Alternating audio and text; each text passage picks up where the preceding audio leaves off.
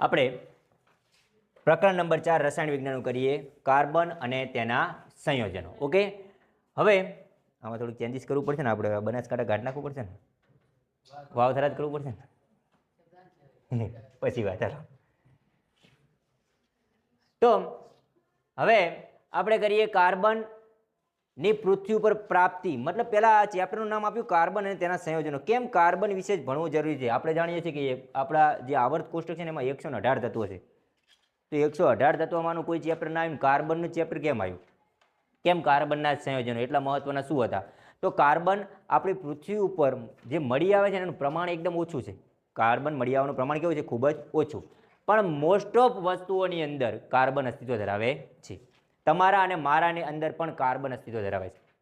તમે આવું વસ્તુ જાણ્યું હશે કે એક વૃક્ષ મળ્યું છે, મતલબ કે